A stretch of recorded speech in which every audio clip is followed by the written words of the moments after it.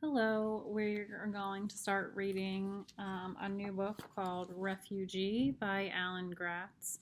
And so let me just give you a little bit of background about the book. It is about three different children who are refugees, which is a person who has to leave their country because of war or of poverty. And they are three kids, Yosef, Isabelle, and Mahmoud, from three different time periods. Yosef is fleeing Nazi Germany. Him and his family are Jewish. And it's in 1938. Isabelle is in Cuba, and she is going to try to find refuge in the United States in 1994 after the Soviet Union collapsed in 1989. Cuba really went into poverty. And Mahmoud is fleeing Syria in 2015. Which is a country that is in civil war now and continuing through today. So we're going to read 3 chapters at a time, and the chapters are not numbered. They just go Yosef, Isabelle, and Mahmoud, and that is chapter 1, 2, and 3. So we will be doing 3 chapter increments, and then you will have assignments that go with those posted in Google Classroom. So let's get started. Yosef, Berlin, Germany, 1938. Crack, bang.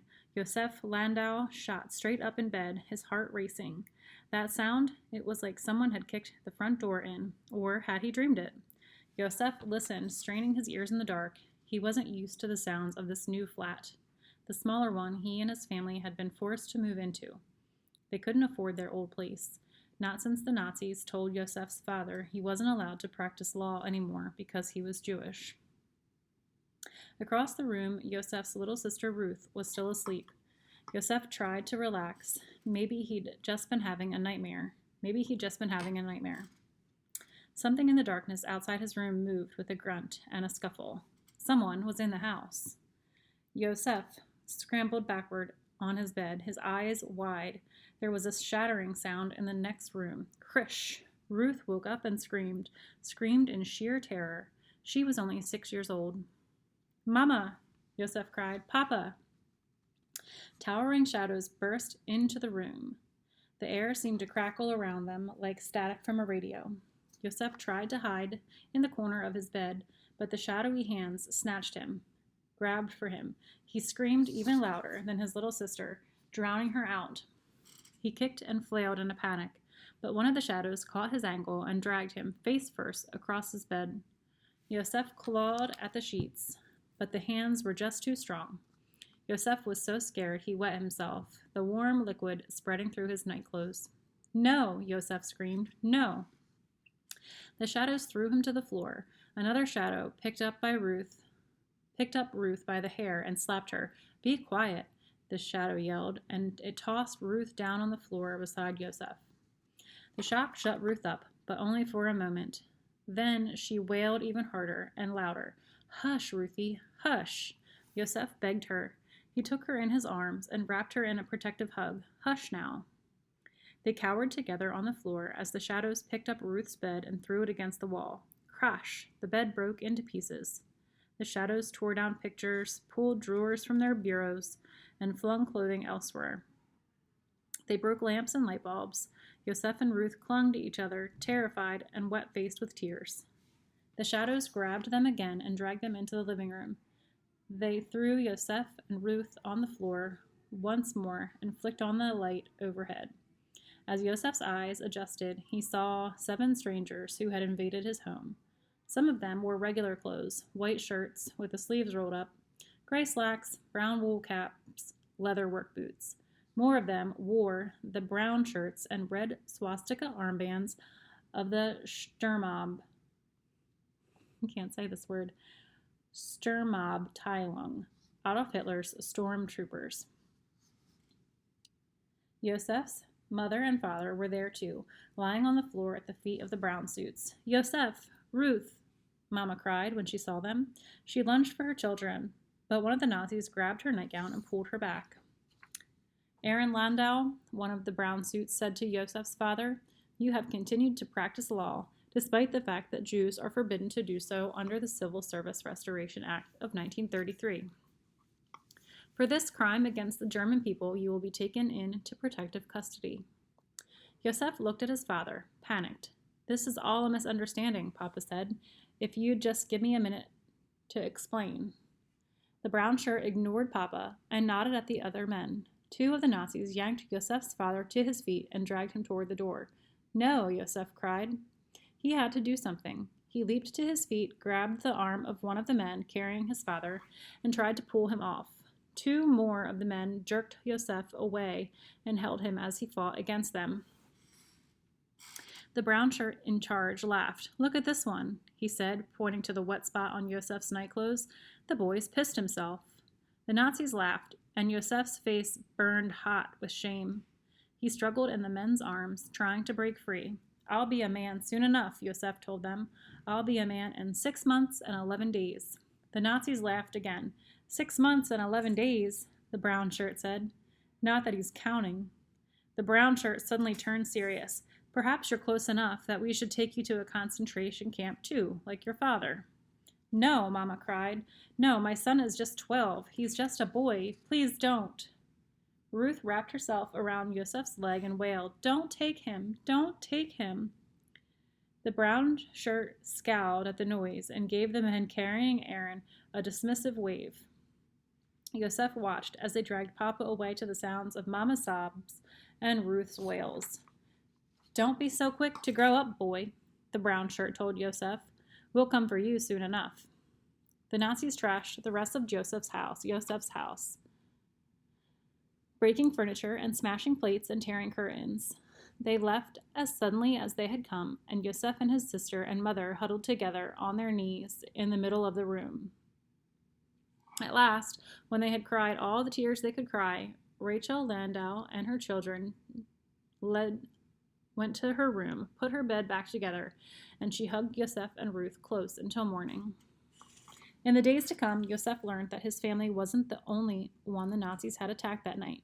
Other Jewish homes and businesses and synagogues were destroyed all over Germany, and tens of thousands of Jewish men were arrested and sent to concentration camps. They called it Kristallnacht, the night of broken glass. The Nazis hadn't said it with words, but the message was clear. Yosef and his family weren't wanted in Germany anymore, but Yosef and his mother and sister weren't going anywhere. Not yet, not without Yosef's father. Mama spent weeks going from one government office to another, trying to find out where her husband was and how to get him back. Nobody would tell her anything, and Yosef began to despair that he would never see his father again. And then, 6 months after he'd been taken away, they got a telegram from Papa. He'd been released from a concentration camp called Dachau, but only on condition that he leave the country within 14 days. Yosef didn't want to leave. Germany was his home. Where would they go? How would they live? But the Nazis had told them to get out of Germany twice now, and the Landau family wasn't going to wait around to see what the Nazis would do next. 2. Isabelle, just outside Havana, Cuba, 1994. It only took 2 tries to get the scrawny calico kitten to come from under the pink cinder block house and eat from Isabel Fernandez's hand. The cat was hungry, just like everyone else in Cuba, and its belly quickly won out over its fear. The cat was so tiny it could only nibble at the beans. Its tummy purred like an outboard motor, and it butted its head against Isabel's hand in between bites. You're not much to look at, are you, kitty? Isabelle said. Its fur was scraggly and dull, and Isabelle could feel the cat's bones through its skin. The kitten wasn't too different from her, Isabelle realized. Thin, hungry, and in need of a bath. Isabelle was 11 years old, and all lanky arms and legs. Her brown face was splotchy with freckles, and her thick black hair was cut short for summer and pulled back behind her ears. She was barefoot, like always, and wore a tank top and shorts. The kitten gobbled up the last of the beans and mewed pitifully. Isabelle wished she had something else to give it, but this food was already more than she could spare. Her lunch hadn't been much bigger than the cat's, just a few beans and a small pile of white rice. There had been rationing and food coupon books back when Isabelle was little, But a few years ago, in 1989, the Soviet Union had fallen, and Cuba had hit rock bottom. Cuba was a communist country, like Russia had been, and for decades the Soviets had been buying Cuba's sugar for 11 times the price and sending little island food and gasoline, medicine for free. But when the Soviet Union went away, so did all of their support. Most of the farms in Cuba grew only sugarcane. With no one to overpay for it, the cane fields dried up, the sugar refineries closed, and people lost their jobs. Without Russia's gas, they couldn't run the tractors to change the fields over to food.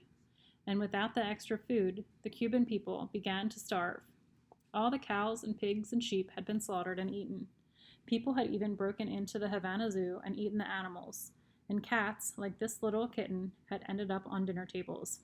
But nobody was going to eat this cat. You'll just be our little secret, Isabelle whispered. Hey, Isabelle, Ivan said, making her jump. The cat skittered away underneath the house. Ivan was a year older than Isabelle and lived next door. He and Isabelle had been friends as long as she could remember. Ivan was lighter skinned than Isabelle, with curly dark hair. He wore sandals, shorts, a short-sleeved button-down shirt, and a cap with a fancy letter I on it, the logo of the Havana baseball team, the Industrials. He wanted to be a professional baseball player when he grew up, and he was good enough that it wasn't a crazy dream. Ivan plopped to the dusty ground beside Isabelle. Look, I found a bit of dead fish on the beach for the cat. Isabelle recoiled at the smell, but the kitten came running back, eating greedily from Ivan's hand. She needs a name, Ivan said. Ivan gave names to everything. The stray dogs who wandered town, his bicycle, even his baseball glove. How about Jorge, or Javier, or Lazaro? Those are all boy names, Isabelle said. Yes, but they are all players for the Lions, and she's a little lion. The Lions was the nickname for the Industrials. Ivan, his father called from next door, I need your help in the shed. Ivan climbed to his feet. I have to go. We're building a doghouse, he said before he sprinted away. Isabelle shook her head. Ivan thought he was being sneaky, but Isabelle knew exactly what he and his father were building in their shed, and it wasn't a doghouse. It was a boat to sail to the United States. Isabelle was worried the Castillos were going to get caught. Fidel Castro, the man who ruled Cuba as president and prime minister, wouldn't allow anyone to leave the country, especially not to go to the United States, El Norte, as Cubans called it, the North. If you were caught trying to leave for El Norte by boat, Castro would throw you in jail. Isabelle knew that because her own father had tried and had been thrown in jail for a year. Isabelle noticed her father and grandfather heading down the road toward the city to stand in line for food. She put the little kitten back under her house and ran inside for her trumpet. Isabelle loved tagging along on trips into Havana to stand on a street corner and play her trumpet for pesos. She never did make much, not because she wasn't good. As her mother liked to say, Isabelle could play the storm clouds from the sky. People often stopped to listen to her and clap and tap their feet.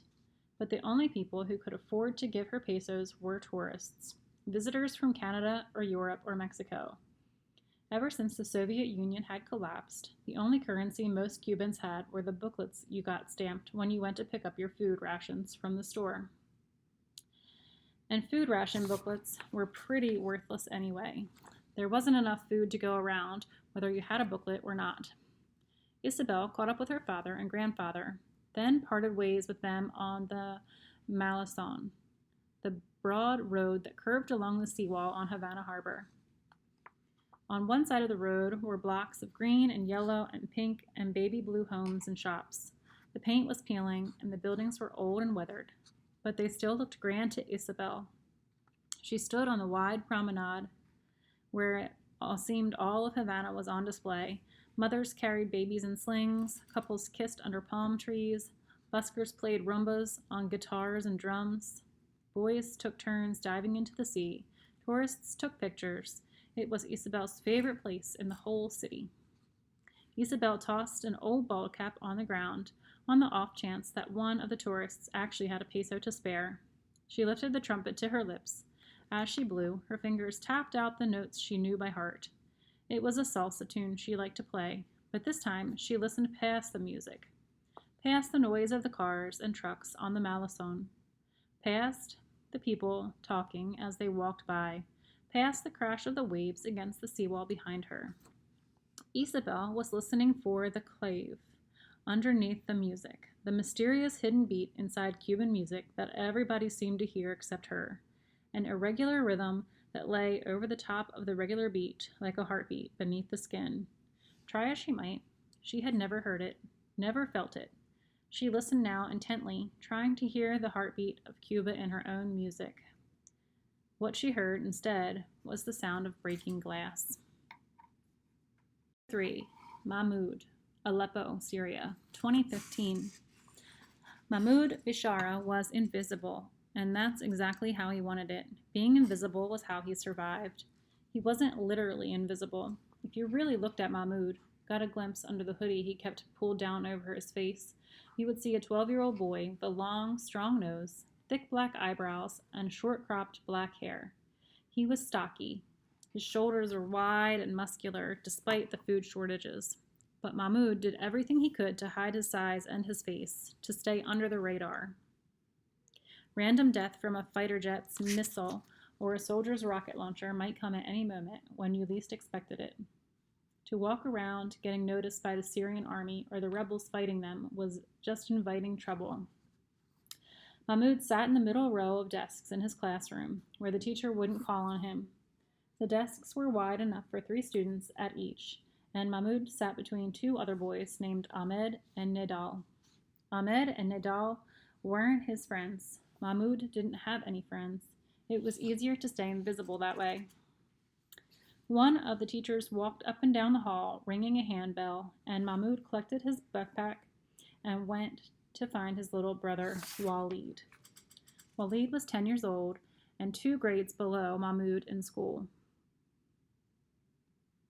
He, too, wore his black hair cropped short, but he looked more like their mother, with narrower shoulders, thinner eyebrows, a flatter nose, and bigger ears.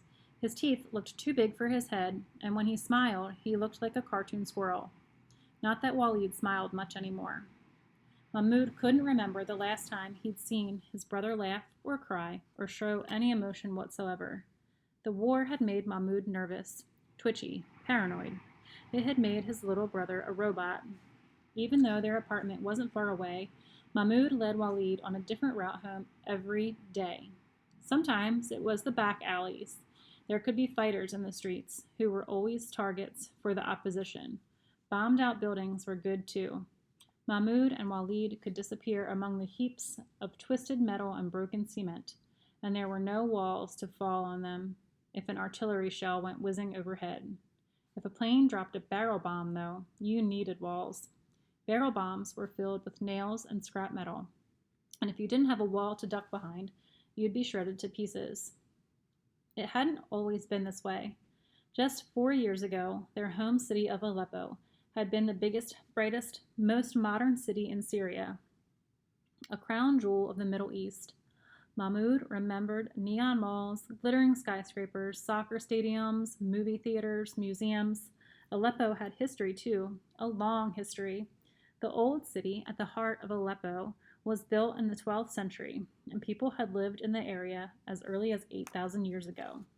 Aleppo had been an amazing city to grow up in, until 2011, when the Arab Spring came to Syria. They didn't call it that then. Nobody knew a wave of revolutions would sweep through the Middle East, toppling governments and overthrowing dictators and starting civil wars. All they knew from images on TV and posts on Facebook and Twitter was that people in Tunisia and Libya and Yemen were rioting in the streets, and as each country stood up and said enough, so did the next one, and the next one, until at last the Arab Spring came to Syria. But Syrians knew protesting in the streets was dangerous. Syria was ruled by Bashar al-Assad, who had twice been elected president when no one was allowed to run against him. Assad made people who didn't like him disappear forever.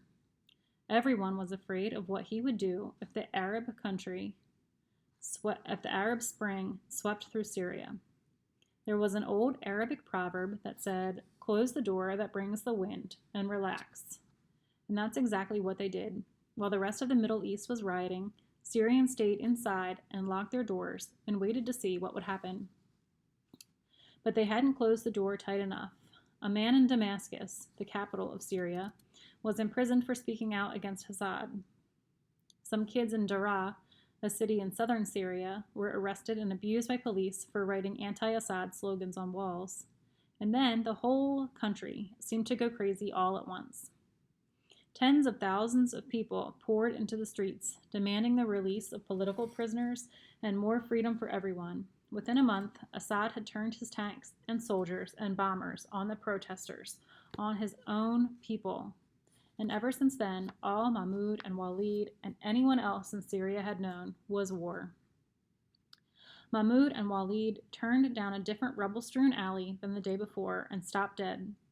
Just ahead of them, two boys had another boy up against what was left of a wall and about to take the bag of bread he had carried. Mahmoud pulled Khalid behind a burned-out car, his heart racing. Incidents like this were common in Aleppo lately. It was getting harder and harder to get food in the city. But for Mahmoud, the scene brought back memories of another time, just after the war had begun. Mahmoud had been going to meet his best friend Khalid. Down a side street, just like this one, Mahmoud found Khalid getting beaten up by two older boys. Khalid was a Shia Muslim in a country of mostly Sunni Muslims. Khalid was clever, smart, always quick to raise his hand in class, and always with the right answer. He and Mahmoud had known each other for years, and even though Mahmoud was Sunni and Khalid was Shia, that had never mattered to them. They liked to spend their afternoons and weekends reading comic books and watching superhero movies and playing video games. But right then, Khalid had been curled into a ball on the ground, his hands around his head while the older boys kicked him. "Not so smart now, are you, pig?" one of them had said. "Shia should know their place. This is Syria, not Iran." Mahmoud had bristled. The differences between Sunnis and Shiites was an excuse. These boys had just wanted to beat someone up. With a battle cry that would have made Wolverine proud, Mahmoud had launched himself at Khalid's attackers, and he had been beaten up as badly as Khalid. From that day forward, Mahmoud and Khalid were marked. The two older boys became Mahmoud and Khalid's own personal bullies, delivering repeated beatdowns between classes and after school. That's when Mahmoud and Khalid learned how valuable it was to be invisible. Mahmoud stayed in the classroom all day, never going to the bathroom or the playground. Khalid never answered another question in class, not even when the teacher called on him directly. If the bullies didn't notice you, they didn't hit you. That's when Mahmoud had realized that together, he and Khalid were bigger targets alone. It was easier to be invisible. It was nothing they ever said to each other, just something they each came to understand, and with a year they had drifted apart, not even speaking to each other as they passed in the hall. A year after that, Khalid had died in an airstrike anyway. It was better not to have friends in Syria in 2015. Mahmoud watched as these two boys attacked the boy with the bread, a boy he didn't even know. He felt the stirrings of indignation, of anger, of sympathy. His breath came quick and deep, and his hands clenched into fists. "I should do something," he whispered, but he knew better. Head down, hoodie up, eyes on the ground. The trick was to be invisible. Blend in, disappear. Mahmoud took his younger brother by the hand, turned around, and found a different way home.